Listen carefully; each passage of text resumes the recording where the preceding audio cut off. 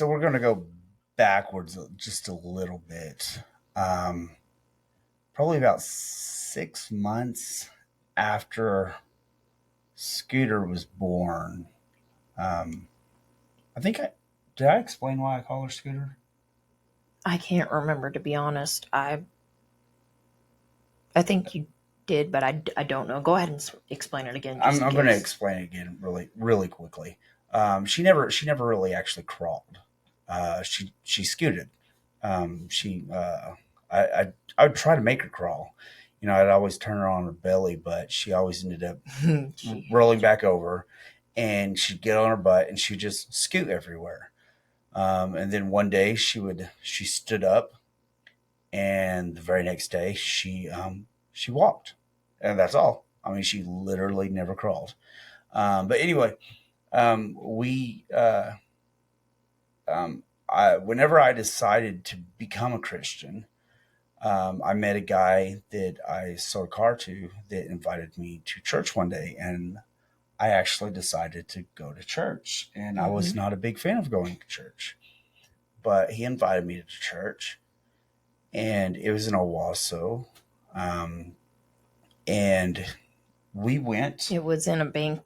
It was They in, were, it was a startup church, and it was inside a bank. And the yeah. pastor looked. He was about 10 years older than me, 10, 15 years older than me. He dressed like he was about 15, 20 years younger than me. Had spiked up hair and everything. I made fun of him, and I told him very straight up to his face about it, and he laughed, and we instantly became friends. I thought, because he thought it was funny that I would never do what he told me to do. When he would tell the congregation to turn to your left, I never turned to my left. When he'd say to tell your neighbor this, I would never tell my neighbor that. But it was a healing congregation. He was really big into healing people. And me being as jacked up as I am, he always wanted to try to heal me, and he thought he did.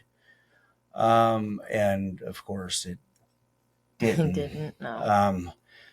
Um, but we enjoyed it for a while. And I mean, we enjoyed. I mean, it was a pretty close knit church. And we went for a short time. I mean, not very I went long. for about a year. For yeah, about a year. And then I had to have surgery. I was It was towards the end of my sales job at Nelson. I was going to get my rods taken out of my back, and the pastor, me and him, I mean, we actually would have lunch together once every couple of months. So we were pretty close. And he came and visited me at the hospital. One of the Hmm. few people to visit me, even took a picture with me and everything. But me and my wife had talked about, well, we I wasn't able to travel very much, so traveling all the way to Owasso to go to church was kind of out of the question. So we decided, well, Guts Church was pretty close by, and we both had the feeling to go to Guts. So for the temporary, we were going to go to Guts. And whenever I started getting better, that we would start going back to the other church in Owasso. Well, the pastor, my pastor, had heard this, and he quit talking to me. He wouldn't answer my text messages. That was 4, 5 years ago.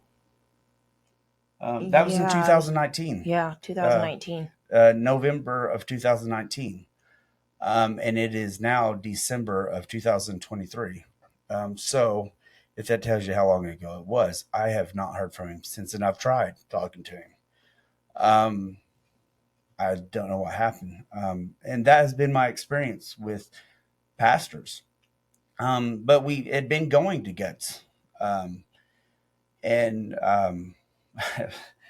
uh, had been Yeah, going had. to Guts. And we started going to Guts, and we went to Guts for several years. From November of 2019 until a few months ago. Yeah, very religiously.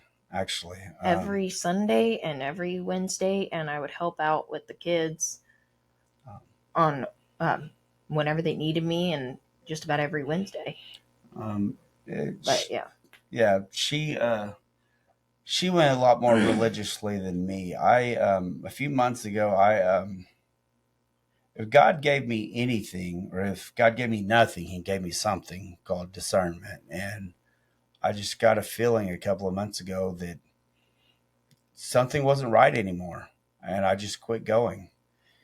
And I have a service dog in training, and I asked my wife to take my service dog with her uh, a couple of months ago, and I'll let her explain the rest. sorry, my throat's. uh, sorry. That was the weakest cough I've ever heard. It's because it's from a dry throat, not anything in there. So there's nothing. Sorry. Anyway, so I took liberty to the church, and as we're getting up to the doors, we get stopped by someone and told, "Hey, we don't allow service dogs." And I didn't know at the time that the churches were exempt from ADA, you know, guidelines. Mind you, this is a huge building with separate corridors. They have a sanctuary that splits from the main building, so they could actually have separate buildings that you can watch in a separate room if you want to, with the TVs. And I mean, it's massive. So I had one of the assistant pastors come over. I asked for them to come over, and they came over, and what I was told was they weren't allowing service dogs because someone in the building might be allergic to dogs. And that if someone needed a service dog, they prefer them to stay at home until they no longer need that service dog. So I guess, just my feeling is they don't want anyone with any type of disability, whether it be emotional, where they need a service dog, mental, or physical. They don't want anybody blind, can't walk. They don't want those people if they need a service dog, is what I got from it. But I had been, going there religiously, and of course, they tell me, well, we've never seen you with a service dog before. And I say, well, she's been in training. We've been training her, and we wanted to wait to try her or to bring her here to see what she did till after we knew she was going to be okay in big groups. And yeah, so it kind of upset me. Liberty did her job. After we left, she kept me calm because I was having a complete breakdown where I couldn't drive. I was panicking. Not quite what you go through, but she did her job that she does with you to me and gave me that secure, I don't even know how to describe it, that she does, where she just puts her weight on you, makes you feel grounded, I guess you could say. But yeah, so I stopped going there after that because I couldn't do it anymore. I couldn't go to a church that didn't accept people for how they were. Even though, Guts claims to be the biker church and they accept everyone, but you can't say that and turn around people with a service dog. And I understand, churches are exempt from ADA, but that doesn't make it right. Yeah. It doesn't make it morally right. Just because somebody has allergy to dogs doesn't mean they can't avoid the dog. But someone, who needs a service dog can't really avoid not using their service dog. Yeah. The fact is that that's one of the reasons why I do what I do. Hell, it's one of the reasons why I'm writing this book. It's because I don't like bullies. Jesus didn't like bullies, and Christians have become some of the biggest bullies. Christians do not represent Jesus at all.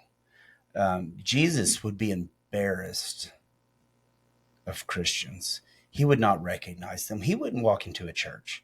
He wouldn't want to go in there because they Jesus was a very humble person. He was. He did not want you to bow down to him and to kiss his feet. He was washing people's feet. Why would he want you to wash his? Yeah. He was hugging on lepers. He was helping people that were needing help. He didn't care who you were. He wasn't turning strangers away. He didn't turn anyone away. He didn't care about pride and ego. These churches, that's all they care about. That's what my pastor out of Owasso cared about. It was his pride. I hurt his pride because I chose a different church. That's all he saw. He didn't even have the strength, and he couldn't lower his ego to talk to me, to ask me. He could have talked to me and asked me, and I could have told him. I was like, no. It was just simply I couldn't drive over there. I was not going to go to a different church. I preferred to go to a small church. I don't like big churches. I did not want to go to a big church. Yeah, Oklahoma roads make it hard to drive. Yeah, I didn't want to drive all the way over there. We were just like a mile away from Guts Church. That's it. That's the only reason that I was going to go to Guts Church. But both of these churches did exactly the same thing that the church did to me 20 years prior, which is the story I told earlier today, that from when I was in high school. Churches have always done that to me. They've always turned their back on me. Their own ego gets in their way. They don't care about people. I wish I could say something different. I really do. But that's the way people get. Their egos get in the way. Everybody makes up this devil. I'm not saying there is no such thing as a devil. I don't care if there is or isn't. But if you want to get rid of the devil, just put the word ego in the way. Put it right there and start fighting that ego. And I bet you will stomp out 99.9% of the problems that get in your way. That's what I'm fighting all the time. Mm-hmm. Is everybody's ego. I mean, we're sitting here trying to get help from people. We're told that Christians are people who help people. They're not. The people I've gotten help from were not Christians. And most of them were people who honestly probably couldn't afford to help and still helped. Yeah, most of the people that have helped us were not people that could afford it. The multimillionaires are the people who have not helped us. They're the ones who actually quit talking to me. I've had to ask them, I was like, are you mad at me or something? Because I asked them to share a GoFundMe or something. They're like, oh, no, we're not mad. I'm like, okay, just double checking. I don't know what is wrong with people. I'll never understand people. But for some reason, instead of looking within and finding the love, finding the kingdom of heaven within, finding the problems within. The problems are out there.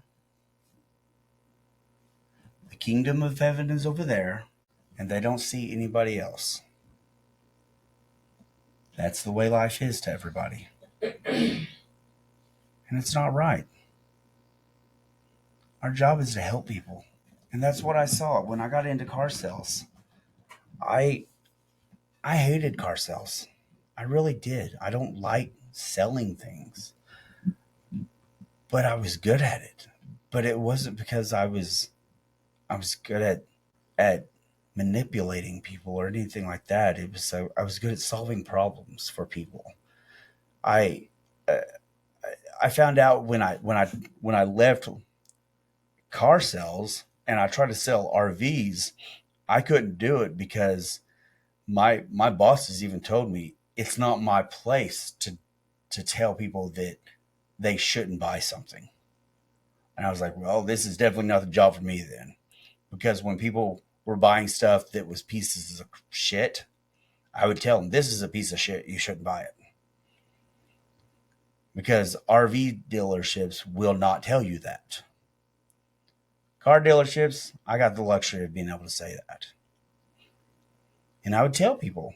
I told a college girl she was going to buy a Chevy, what's that car? Cobalt. Cobalt. And it was a used Chevy Cobalt. It had like 60,000 miles on it, and she just started college.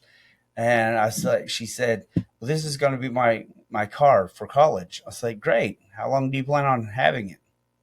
Well, all the way through college. I was like, "What kind of degree are you going after?" She's like, "My master's." I was like, "Nope." I was like, "This is not the car for you." She's like, "What do you mean?" I was like, "This isn't going to last through college." I was like, maybe if you were getting an associate's, maybe, you know. And I convinced her to get a different vehicle, and she thanked me and saved her some money too, getting a different vehicle, you know. And she wrote a raving review. And you know what? She came with a check in hand to buy this vehicle, and I would have made more money, but I didn't want to do that. I found out I could help people more and feel better by being honest, by being good. And I learned a valuable lesson that, you know, when I was a police officer, I thought back, I thought, you know, in my dozen years of law enforcement, how many people did I help? I'm thinking back, I'm thinking, oh my God, I can't remember. I can't remember any of them. Who did I help? I don't know. I don't know if I helped anybody, but I sure as hell sacrificed a lot. I sure have a lot of nightmares. I sure, I mean, I have a lot of scars. I know that. I sure have a lot of hate. You know, a lot of night terrors. I things that just pictures that don't go away in my head. I have a lot of that, but I did learn something. I learned that when it comes to helping people, that it's not about the job you have. It's about what you do, where you're doing it, who you're doing it with. You can do it anywhere. You can help anybody anywhere. It doesn't matter. You're on a bus, a stranger's there. Help them out. You can change somebody's life simply by crossing the street and they're there. Mm-hmm. And you change their life forever. You never know when you're going to make a life changing impact on somebody. You don't. I worked this job when I was a deputy.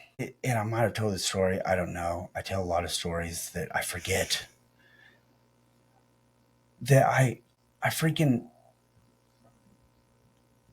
the 16-year-old girl collapses, and that's the only thing that happened in a year at this job that I absolutely hated. I felt like a security guard. I literally wanted to die this whole time. This whole time I was there, I prayed that somebody would shoot me while I was on the job because I hated my life. But one time I was at a basketball game working.